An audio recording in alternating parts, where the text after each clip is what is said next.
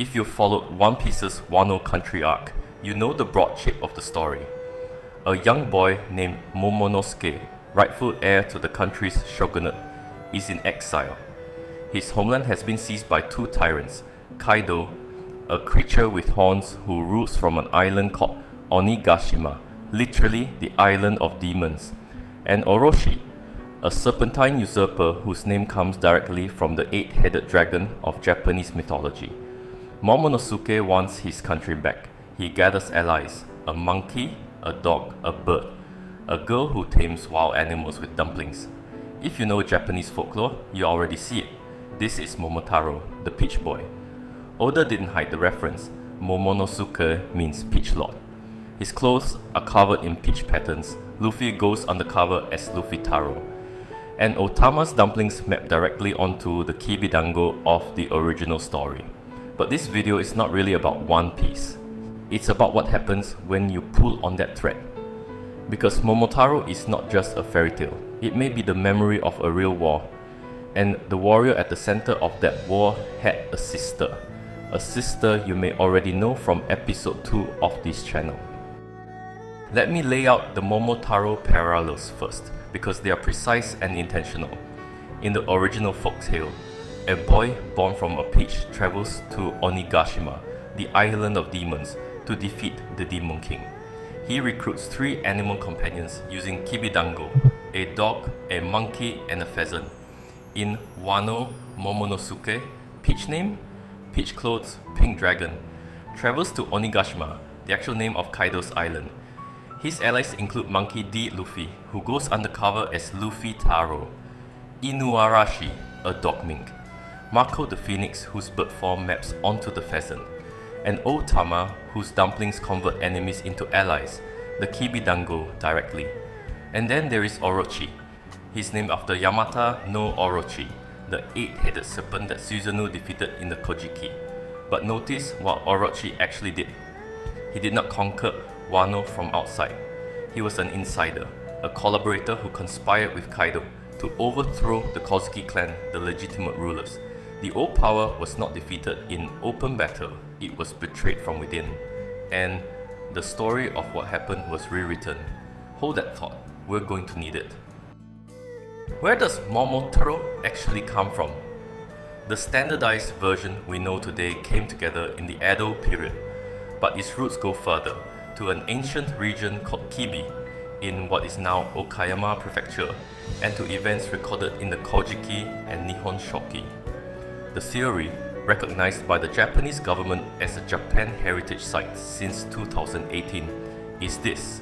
In the chronicles, there is a figure called Kibitsuhiko no Mikoto, a prince, son of the 7th emperor, one of the 4 road generals sent by the Yamato court to pacify different regions. Kibitsuhiko was sent west, to Kibi. He went with 3 companions, Inukai Takeru, the model for the dog, Sasayu Morihiko, the monkey, Tomuru Tamaomi, the pheasant. In Kibi, they fought a being called Ura, described in shrine records as a demon, enormous, red-haired, blazing-eyed, who ruled from a mountain fortress called Kinujo, the castle of the Daimon, which still stands today as an archaeological site in Okayama Prefecture. Kibitsuhiko defeated Ura. The spirit of the defeated continued to groan beneath the Kibitsu Shrine's hearth for 13 years. The ritual to appease it, Narutama Shinji, is still performed there today. The defeated demon is still being pacified. More than 1,000 years later, the structure of this story is the structure of Momotaro. This is where the fairy tale came from. But the chronicles are specific about Kibitsuhiko's lineage. And if you look at that lineage carefully, there is someone else there. Born of the same mother, someone whose story we have already told. If you watched episode 2 of this channel, you may already sense where this is going. In that episode, we looked at a figure from the Nihon Shoki called Yamato Totohi Momosohime, a shaman, the aunt of Emperor Sujin. She never appeared in public. She communicated divine will through a single male intermediary. she helped end a period of national calamity through spiritual authority. Her burial mound, the Hashihaka coffin in Nara, was dated by radiocarbon analysis to approximately 240 to 260 AD. Himiko died around 248 AD. The dates align, and she has been proposed since at least the Taisho era as the most likely candidate for Himiko, the shaman queen documented in Chinese records and absent from Japan's official histories. Momosohime was the daughter of the 7th Emperor of Japan, Emperor Kore. Her mother was a woman called Yamato no Kunikahime, Kibitsuhiko no Mikoto, the warrior who pacified Kibi. The man identified as the historical model for Momotaro was the son of the same 7th emperor. His mother was the same woman, Yamato no Kunikahime. Momosohime and Kibitsuhiko were siblings. The woman scholars have proposed as Himiko, Japan's most powerful 3rd century ruler, the shaman queen erased from her own country's history, and the warrior who became the historical model for Japan's most beloved folk hero, were born of the same mother. Let me be clear, this is a hypothesis built on hypotheses. Momosohime may or may not have been Himiko. Kibitsuhiko may or may not have been the original Momotaro. But the structural connection exists in the historical record. They were siblings. And the sibling who became a legendary hero is male.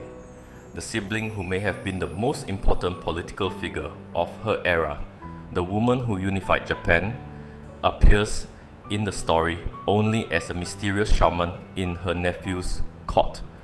Her name does not become a folk tale. Her role is not celebrated. She is simply not in the story. Which is of course exactly what episode 2 was about. Now I want to propose something, and I want to be careful to say that this is a hypothesis, not settled history, but it is grounded in real scholarly debate. According to Chinese records, Japan fell into a prolonged civil war in the 2nd century AD, decades of conflict among the kingdoms of Wa. The records call it the Wajin Tyrant, the Great Unrest of Wa. The dates given range from approximately 146 to 189 AD. The conflict ended when the kingdoms of Wa did something unusual. By consensus, they chose a woman as their queen. Not a military leader, not a bureaucrat. A shaman, someone whose power came from a different kind of authority. Her name was Himiko. Scholars who identify Momosohime as Himiko also make a further argument. They suggest that the military campaigns described in the Nihon Shoki during Momosohime's era, including the suppression of rebellions and the pacification of Kibi by her brother Kibitsuhiko, were among the real events that constituted the Great Unrest. That the political consolidation of Japan in the 2nd and 3rd centuries and the rise of Himiko were the same historical moment, seen from different angles. If this is true, consider what it means for the story of Momotaro, the warrior who defeated the demon in Kibi. The man who became the folk hero may have been fighting one of the wars that made Himiko's position possible. The consolidation of Japan that allowed a shaman queen to emerge as the consensus ruler may have been accomplished in part by her brother. Then the Kojiki and Nihon Shoki were written in 712 and 720 AD by people with specific political motivations. Those chronicles needed an unbroken male imperial lineage. They needed Japan's history to begin not with a female shaman queen, but with divine male emperors descending from the gods. So what happened? The brothers' military campaign became a folktale. Eventually, Momotaro, the sister who made political unification possible, was absorbed into the mythology as a mysterious shaman in her nephew's court, her actual power unspoken, her burial mound sealed. The victories were attributed to the new history, and in the folk memory, her name became something about peaches. Let me come back to One Piece. In the Wano arc, the Kozuki clan were not defeated in open battle. Orochi conspired from within. He used Kaido's power to take over and then helped rewrite the story of what happened. The people of Wano were told a version of events in which the old power was illegitimate and the new power was inevitable. The real story was suppressed, punishable to speak aloud. Orochi's name comes from Yamata no Orochi, which scholars interpret in part as encoding the transfer of power from Izumo to the Yamato court. The earthly gods surrendered, the heavenly gods took over. The myth was written by the winners. In One Piece, Orochi did the same thing. He was the insider collaborator who helped a foreign power take control, and then participated in rewriting history. His serpentine form, his rule as someone who undermines legitimate authority from within, his very name. All of it layers onto both the mythological Yamata no Orochi and the historical pattern of power being taken and the story of how it was taken being changed in. Did Oda know all of this? Probably not in every detail, but he grew up in Japan. These stories, Momotaro, Yamata no Orochi, the myths of the Kojiki, are embedded in Japanese cultural inheritance. And artists working at Oda's level absorb these structures and reproduce them, sometimes more accurately than they know.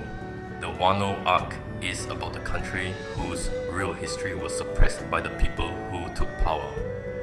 The demon is not purely evil. The collaborator who helped him is named after the serpent who encoded a political betrayal in mythological language.